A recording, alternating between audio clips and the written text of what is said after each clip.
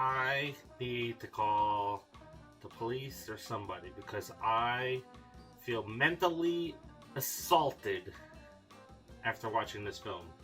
And not in a bad way. Welcome to another episode of the Popcorn Confessional, and this is Dave from Nerdbox, and I'm accompanied by my wife Jen, also from Nerdbox. And on this episode, we are talking about Smile. So fire up that Jiffy Pop and meet us in the booth.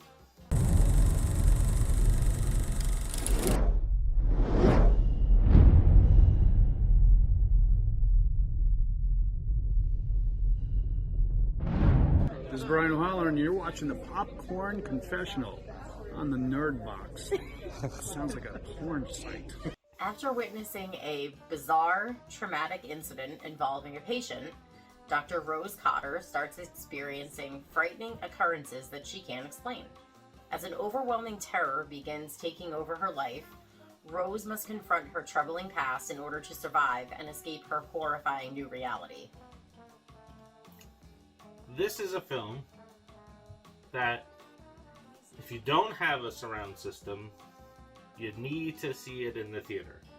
Because when I say I was mentally assaulted, not just from a visual standpoint, with the way the sharp angles and the close-ups were used in this film, and something that we're going to talk about in a movie review for 31 Days of Halloween, but the music of this film was also used in collaboration with the visual effects to disorient you as you're watching it.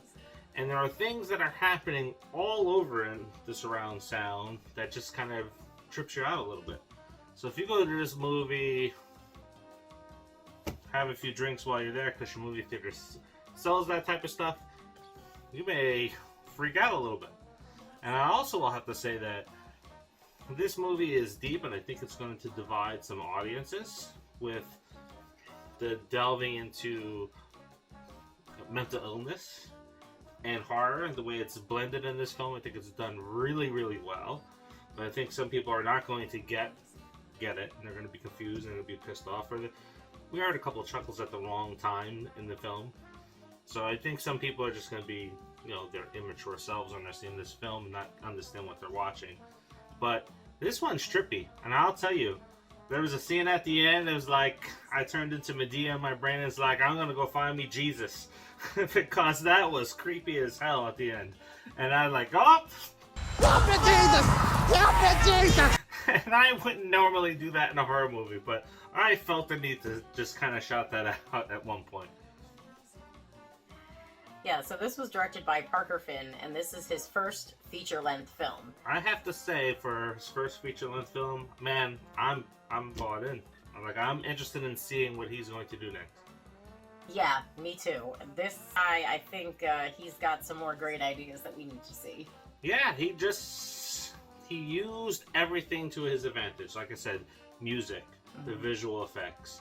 It had like a 60s type of feel in certain parts, like a throwback to maybe certain films like The Omen and films that are tied in the roots of the occult, right? I kind of felt some of those little draws here and there of what we've seen in this film. And if you suffer from epilepsy, you may want to close your eyes for the title reveal, because that screwed up my brain too. Yeah, that was a bit crazy. I was like, whoa, that was not expected. But that's everything that was meant, right? So you have shots of driving that flips completely around. There was scenes where the camera just pans completely down on the character Rose Cotter, who's played by Sosie Bacon. And it's just like, oh, it's pulling you down into the depths of the story and her own mental state.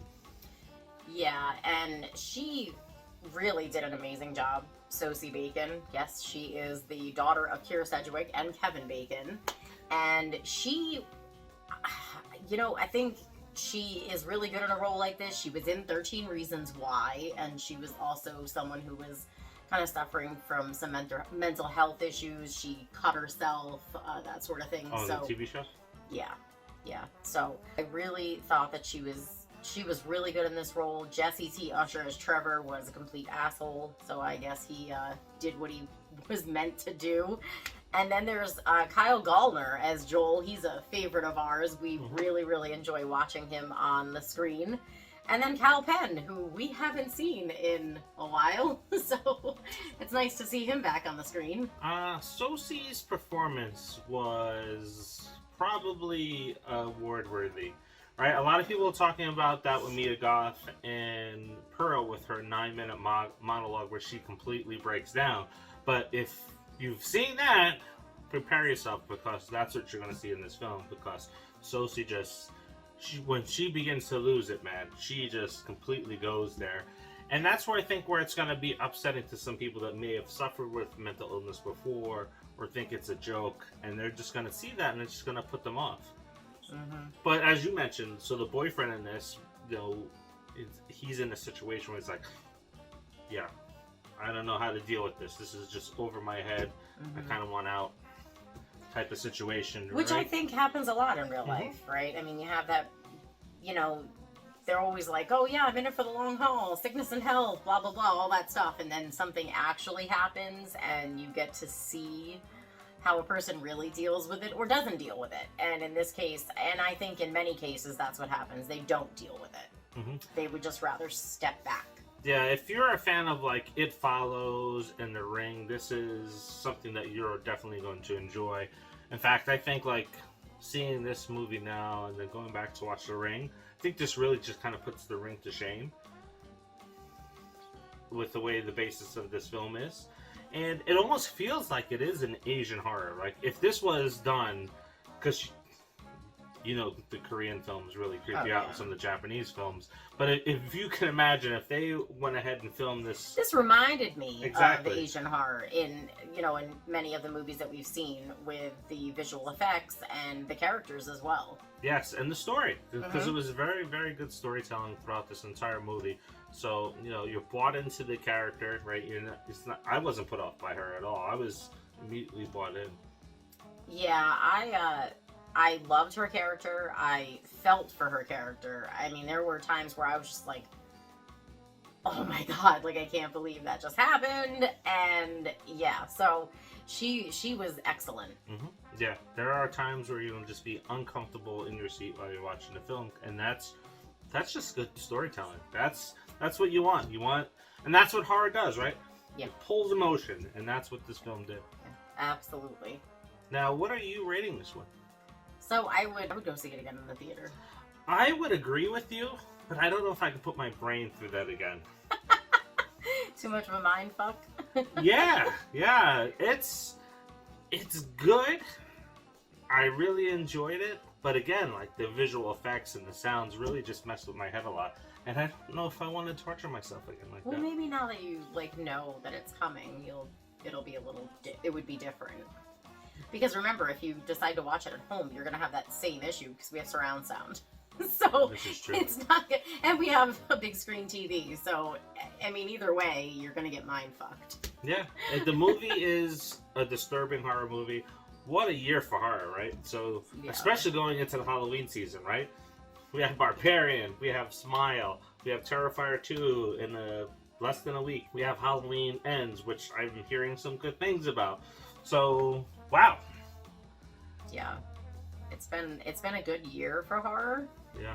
So with this film here, if you're going and you're one that jumps a lot at movies, you may want to bring a blanket and cover your face for some scenes. I jumped, but I liked the jump scares. So And it wasn't cheap jump scares. no, they were It wasn't good. hey, let me turn up the volume and have this heavy percussion and Yeah. scare people. No, it was done at the right time. Yeah, there was like a reason to jump, so they were good jump scares. Definitely worth it. Yeah. So if you're going to see it, check it out in the theaters so you get that full surround sound experience. If you don't have it at home, if you live, Yeah, it actually drops, I believe, Thursday in most theaters. I didn't give a rating. So my rating would be, yeah, I would say it's worth seeing in the theater again, and it's definitely worth going with people that may have not seen it before to see their reactions, because that's always the fun thing about going to the theaters, the atmosphere that's there, and then hearing people's reactions, like you know, Don't Worry Darling, hearing people's reactions in that film. Mhm. And then this movie was just dead quiet throughout the entire film because people were just hooked and sunk in on it. It was eerily quiet. It was, even when people got up to go to the bathroom, like, they were super quiet about it. Like, you didn't hear anything coming out of anyone in the theater. It was really weird. It never happens. Now, don't forget, it is the quest for 5,000 subscribers, and every video that hits 100 likes and 100 comments, which we haven't hit yet, we're giving away stuff.